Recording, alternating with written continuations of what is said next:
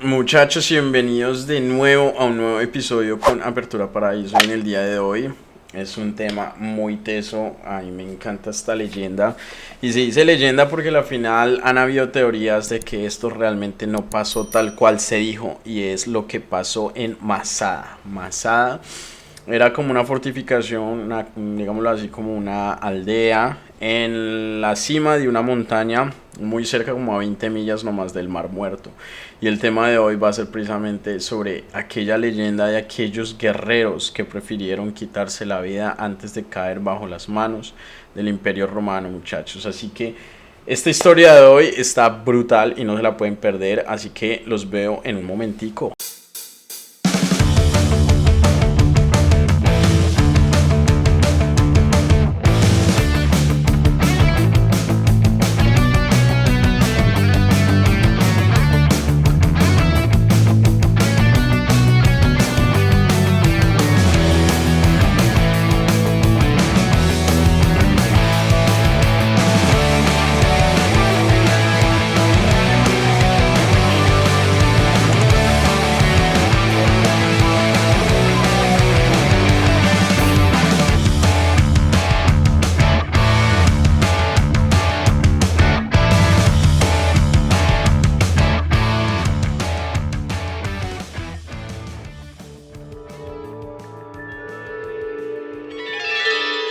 Era, bueno, hoy no, aquel día en Masada, era madrugar lo suficiente para ir a ver el amanecer en Masada. Y la verdad que qué amanecer tan espectacular. Yo creo que los amaneceres más hermosos que yo he visto en mi vida, por no decir que el único que he visto. No, mentiras, he visto más amaneceres, pero como no soy tanto de madrugar, entonces para mí eso fue como si hubiera sido el único en mi vida. Pero nosotros tuvimos que madrugar como a las 4 de la mañana, como para estar ahí en Masada a las 5 de la mañana, y ahí empezaría esa travesía para subir. Subir no es tan grave, no es tan difícil la subida, pero la historia de Masada es impresionante, muchachos. Y básicamente lo que pasó es que esto en Masada ya era parte de una aldea hecha por el rey Herodes, que controlaba toda esa zona de Judea. Pero que eventualmente caería bajo el dominio de unos considerados rebeldes. ¿Quiénes eran estos rebeldes? Se les decían los celotes, eran rebeldes judíos que aprobaban, aunque no aprobaban, realmente bajo la ley de Moisés, matar era válido siempre y cuando fuera para defender su pueblo judío, israelí o hebreo. Entonces estos eran unos rebeldes que para el Imperio Romano eran considerados criminales, pues para los judíos eran sencillamente defensores. Ellos tomaron todo este territorio de Masada junto con el templo de Herodes y toda la cuestión, y ahí estuvieron como unos 3 años aproximadamente, donde fueron recibiendo más judíos, bueno, más israelíes en ese tiempo. Y así fue como empezó a crecer como una pequeña ciudadela ahí en Masada. La historia nos cuenta, la historia nos enseña que estuvieron más o menos 3 años aproximadamente durante toda esa rebelión. El Imperio Romano estaba ya harto de los judíos, y así fue como caería el segundo templo de Israel, que era el que fue construido por el mismo Imperio Romano. Nada, el primer templo de Israel fue construido por Salomón, ya me acordé, tranquilos. Fue idea de David, pero fue construido por Salomón. Después fue destruido por los babilónicos y después fue reconstruido por el mismo Imperio Romano, mucho tiempo después, para después ser destruido de nuevo por el Imperio Romano. Y acá es donde empieza toda la rebelión y empieza toda la guerra con los romanos. Entonces los romanos destruyeron el templo de Israel, y estos rebeldes vendrían y tomarían Masada, ese territorio que era de donde estaba el palacio del rey Herodes. Estuvieron ahí por 3 años, pero realmente ese conflicto con los israelíes, o sea, entre judío romano, ya llevaría como 5 años, hasta que un día ya se decidieron los romanos para ir a invadir este lugar. En Masada ya tenían toda una ciudadela, ya eran aproximadamente 1000 personas viviendo ahí, ya sabían de dónde traer la comida, ya tenían construido una pequeña sinagoga, ya tenían una panadería, ya tenían una pequeña ciudadela ahí. Y sabían que era cuestión de tiempo para que los romanos vinieran a tratar de apoderarse de eso, o sea, de volverlos a quitar eso y matarlos, básicamente. Matarlos porque eran considerados criminales para el Imperio Romano. Y así fue. Una vez llegados los romanos allá abajo, tenían que pues pasar por una rampa que había sido construido por los mismos rebeldes, pero que tenía sus barreras. O sea, no era así de fácil. Una rampa que le daba acceso a los judíos para salir, traer provisiones. Ese era el acceso, que era el único acceso que tenían a esa colina, pero también la tenían amurallada. Entonces, ¿qué pasó? Los romanos lograron destruir esta muralla, parte de la muralla, y ya era cuestión de tiempo para que los romanos llegaran y se apoderaran y hicieran la peor masacre de la historia de los judíos. Pero, ¿qué pasó? En la historia de los judíos hasta entonces. Pero, ¿qué pasó? Los líderes rebeldes tomaron una decisión. Uno de ellos propuso un suicidio colectivo. Pero, ¿qué pasa? En la ley hebrea, en la ley judaica, no sé, el suicidio va en contra de los principios de Dios. Entonces lo que básicamente trataron, o lo que a la final estuvieron de acuerdo en hacer, era que cada uno iba a ir a matar a su propia esposa y a sus hijos. O sea, cada uno se encargaría de matar a su propia familia. Después de que cada cabeza de familia lo hicieran, entre todos ellos habían 10 designados para matar al resto de todas las cabezas, ¿verdad? De esos 10 había un designado para matar a los otros 9, y ese último sí se suicidaría, todo con tal de que cuando los romanos llegaran no pudiesen ser humillados y no morir a manos de los romanos. ¡Qué historia! Entonces fue una historia brutal. A la final, cuando los romanos llegaron arriba, lo único que encontraron fueron como 950 cuerpos muertos. Y encontraron una anciana junto con 3 niños que se habían escondido durante toda esta masacre, porque al fin y al cabo fue una masacre. Se habían escondido y ellos fueron los que le contaron a los soldados romanos lo que realmente había pasado. Y por de ahí se sostuvo como esa leyenda. Aún así, eso se mantuvo en secreto por 1900 años y solamente vino a salir prácticamente a la luz hasta mediados del siglo pasado.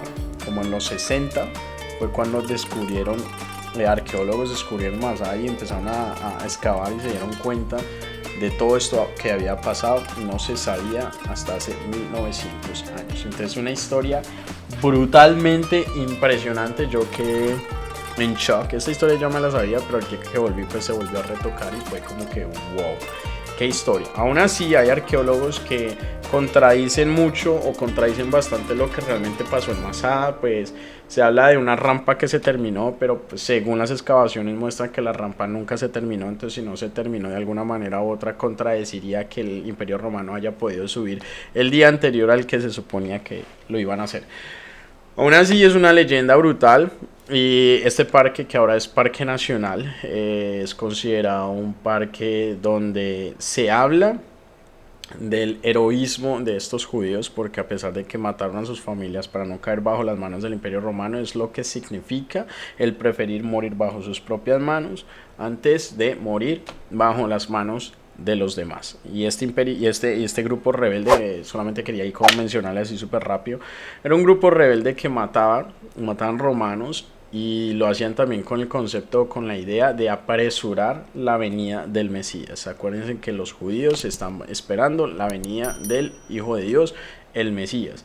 Y entonces esa era una manera como de ganar terreno, matar romanos, matar a cualquiera que tratara de sofocarlos o matarlos a ellos. Era una manera de ganar terreno para que el Mesías viniese. Entonces una historia impresionante. I got such a really good shot. I love it. Estoy en Masada. Me encanta, me encanta.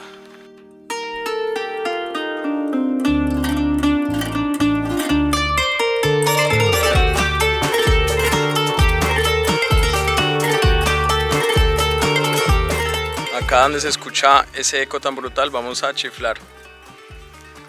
¿Qué dices, Guillermo? ¿Chiflamos?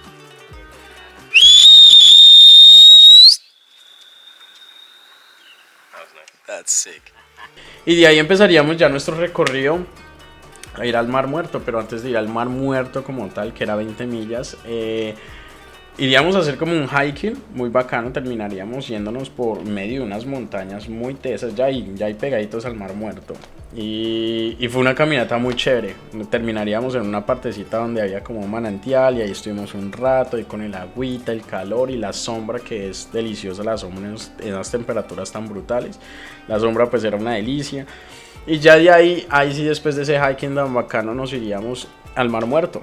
Al Mar Muerto, literal, al plan de Mar Muerto, eso de echarse barro, porque esos barros tienen tantos minerales que son súper buenísimos para la piel y la gente vive allá vendiendo barro para que la gente se unte. Entonces entramos al Mar Muerto y yo dije, bueno, aquí fue mis tomas de dron y me estalló ese dron, le pegué una estrellada, pues con los gagos no pude ver por una cuerda que estaba tratando de pasar ahí por medio de por una cavidad. Y había una cuerda y eso frenó y el dron y ¡pum! Fue a dar al Mar Muerto. Pues nada, como el Mar Muerto está tan concentrado de sal, eso se tiró el dron de una. O sea, traté en el hotel después de rescatarlo, tratar de lavarlo con alcohol y toda la vaina, pero no, ahí ya no había nada que hacer. Entonces me quedé sin mis tomas del Mar Muerto, algo que me dolió hasta el alma haber perdido esas tomas, porque el Mar Muerto se veía tan precioso, es un agua tan linda, se ve como un verdecito, agua marina, es un verdecito turquesa pero precioso con esa arena o esas roquitas blancas, se veía increíble. Entonces, pero igual la pasamos muy chévere allá. Uno les ardió, pues uno no puede entrar al Mar Muerto con heridas, porque eso arde. Y efectivamente pasó, yo tenía como un raspadito en las piernas, no, y eso ardió como si no hubiera un mañana. Entonces no disfruté la entrada al Mar Muerto como tal, no disfruté mucho la entrada ahí al Mar Muerto, pero igual es precioso. Tienen que ir al Mar Muerto, lo bacano de poder flotar ahí y chilling, es un plan muy bacano. Si tienen la oportunidad de ir en grupo y toda la vaina, es muy bacano.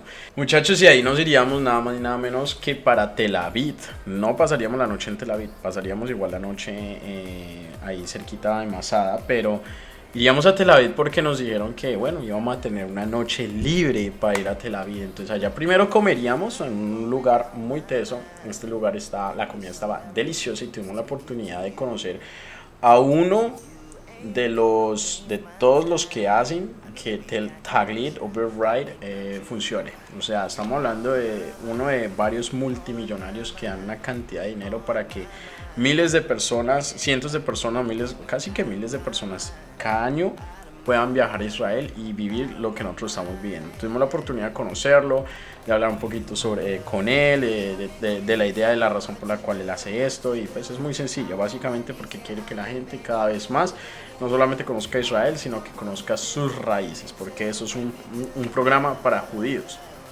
Entonces tuvimos la oportunidad de conocerlo ahí en el restaurante con una comida deliciosa, pero el plan entonces en Tel Aviv era que nos iban a dar finalmente una noche libre. ¿Qué es una noche libre? Ir a un barcito, ir a un club, ir a hacer lo que quisiéramos básicamente. Y entonces fuimos con ese plan, fuimos con el plan de rumbear, y les tengo que contar que Tel Aviv es una ciudad muy tesa, es una ciudad de fiesta. Y la pasamos una nota esa noche. Les tengo que decir, eso ni siquiera era un viernes o un sábado, no que yo recuerdo, eso era como un martes. Y uno pues, ¿qué espera un martes? Pues nada, que todo esté muerto. Pero la rumba, una nota, lleno de gente de diferentes países, de Birthright, incluso los mismos israelíes. Entonces, muchachos, eso fue todo por hoy. La verdad es que fue un día muy bacano. Comimos rico, una leyenda brutal esa experiencia del amanecer en Masada, después el Mar Muerto ahí para relajarse, y finalmente la nochecita ir a rumbear en Tel Aviv. Fue un día muy bacano, la pasamos increíble. Y ya saben, muchachos, que si les gustó el video, compartan, suscríbanse, liken, ya saben que todo eso a mí me sirve muchísimo. Y si quieren comentar cualquier cosita que no les haya parecido, o háblenme sobre algo que hayan aprendido en el video de hoy, como por ejemplo algo de Masada, algo tan impresionante, una historia tan brutal, entonces ya saben, cualquier cosita que quieran comentar ahí, bienvenido. Yo les estaré ahí siempre respondiendo, pendiente a todo lo que ustedes tengan para decirme. Obviamente ya saben que con mucho respeto, porque soy una persona muy sensible. No, mentira, no soy tan sensible, pero pues para qué insultarnos, para qué la hostilidad. Entonces cuídense, muchachos, y nos vemos en el próximo capítulo de Apertura Paraíso, que se viene más de Israel. Esto no acaba, muchachos, sigue más.